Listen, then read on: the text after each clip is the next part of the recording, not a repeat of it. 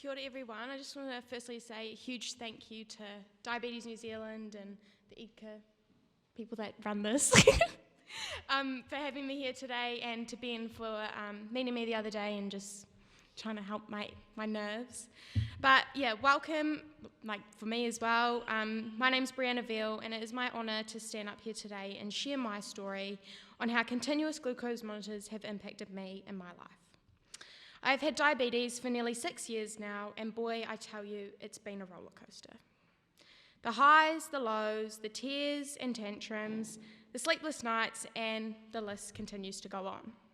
However, looking back, being diagnosed with type 1 diabetes has made me the person I am today and given me the ability to grow into an independent young woman. Before having a Dexcom, I felt like the odd one out. I was the black sheep. At school, for morning tea and lunch, I was the only one that had to test my bloods and have an injection. Watching all my friends eat their yummy food while I had to go through a whole process before even opening up my lunchbox. I felt so lonely and overwhelmed by these situations. And as an 11-year-old girl, I couldn't understand why this had happened to me.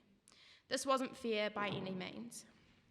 My whole life had been turned upside down. Meanwhile, I was just trying to adjust to a new school and learn all about what type 1 diabetes was and how to deal with it.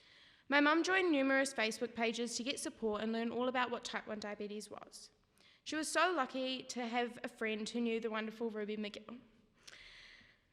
When I got out of hospital, Ruby came and visited me at home with my mum. Ruby, I just want to thank you for all your support you gave me and mum. You have no idea how much it meant to us.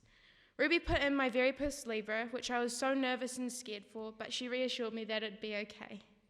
She was such an amazing support person and taught me all the things that I needed to know about diabetes. Ruby was also the person who helped us get onto Dexcoms, and without her as a role model, my diabetes management wouldn't be where it is today, so thank you. My brother Ashton was also diagnosed with type 1 diabetes 2.5 years ago. My brother has dyslexia and ADHD. This made his diabetes management even more of a challenge. Was it a 5 or a 2, a 6 or a 9? And that was even when he remembered he had diabetes. He needed his CGM to talk to his pump to tell it what his blood sugars were so he didn't transpose these numbers. I'd had diabetes for about 3 years now, and at this point, I'd never had a CGM. So why did Ashton get one after having diabetes for a couple months? Couldn't understand how this was fair at all. My mum had to explain to me that she couldn't afford to pay for 2 children to have a Dexcom. And rightly so, not many families would be able to afford $800 per month just for their children to live and not just survive day to day. How is this the case? Children missing out on living their lives because their families can't afford life-changing medical devices. Pharmac, what is this? If only you knew how much these devices really help children and any type 1, maybe it could change and help others.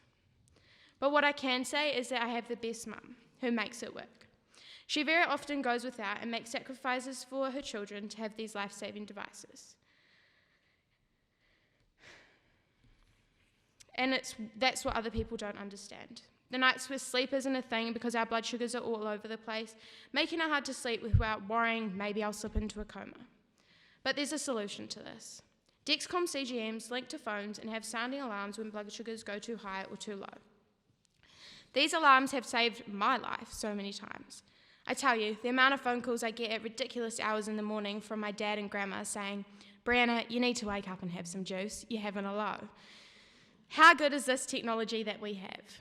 The unfortunate thing is that people don't get to experience what it's like to live and only know what it's like to survive because these devices are so costly and not funded. Having a CGM has changed my life in ways that people would not understand. CGMs have allowed me to attend school every day of the week, to participate in sport without the worries to have to stop to check my levels. They have given me the ability to stay at a friend's house, which I hadn't done in 3 years because Mum was able to monitor my blood glucose remotely. But most of all, CGMs have saved my life. You might be thinking that's a bit dramatic, but the truth is I was in a pretty bad place before having the Dexcom, and I was about to lose my pump funding. My HbA1c was 76. My mental health was at its lowest, and I wasn't living. I was surviving, taking it day by day. Diabetes had taken over my life and I didn't know how to stop this. I'll let you know now that there's a light at the end of the tunnel. CGMs are the key to my light at the end of the tunnel. The Dexcom has helped me manage my diabetes so much, and I've managed to get my HbA1c down to 54. I truly couldn't have done this without a Dexcom. I can't imagine my life worth living without a CGM. They have made my life worth living and not just surviving. I'm so thankful for you, Ruby, my mum, and especially my family, because they're the ones that have helped me through getting a Dexcom. And I believe that having a Dexcom has literally saved my life. So my challenge to everybody here today is to impact communities and to save lives. We need these CGMs funded. So thank you for listening to my story and giving me your time. Ngā mihi.